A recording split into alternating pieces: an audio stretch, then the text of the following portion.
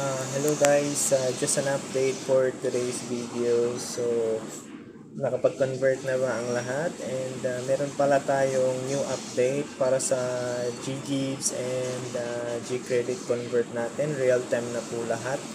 And GGives using QR code para mabilis po ang proseso. 15 minutes process lang po.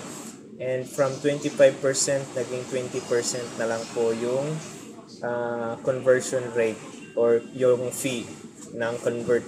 So medyo mababa na compare sa nung nakaraan. And also Gcredit, 15% lang po yung Gcredit na conversion. So pag nagpapa-convert po kayo, diretso po kayo mag-PM sa kanya, Shamsi, and ma-accommodate po kayo lahat kasi everyday po may available po siyang fund pero limited po. So dapat paunahan po kayo for kung hindi naman kayo ma-accommodate within the day. Pag kinabukasan meron po yan, basta magpabook lang po kayo o pag natsimpuhan na meron pa siyang fund, good to go, 15 minutes process po agad. So yun lang po. So ang reminder ko lang, beware sa mga scammer guys, kasi marami pong naglipa ng scammer lalo na sa mga real time na conversion. So yun lang guys ang update natin ngayon.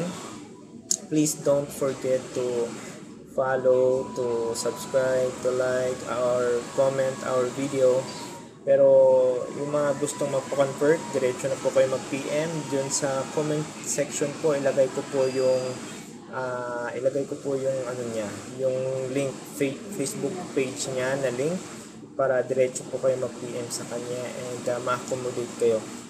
So yun lang, 15% para sa Gcredit kasi kaka-avail ko lang nakaraan mga 2 days ago. Gcredit 15% and 20% sa GGives. Ayan, so legit siya, legit 1,000%. Legit siya. So pa-convert na kayo guys. Huwag na kayong tawag nito, huwag na kayong mahiya, mag-PM agad kayo. Ayan, kung kailangan nyo lang ng pera. Pero reminder ko lang sa mga ayaw ng medyo mataas na tawag nito, service charge. Hanap na lang po kayo ng ibang option kasi sa itong option, malaki nga yung fee, legit naman, tapos ang tawag nito, pang last resort na yan. Kumbaga wala na tayong option. Kung meron kayong Bilis, Mukasa na ibang loan app, doon kayo kasi medyo mas mababa yung interest nila. So ito naman one time interest lang, diretso. So yun lang guys, ingat kayong lahat sa mga scammer. So yun lang update natin ngayon. 15%, 20% sa GGives, 15% sa Gcredit.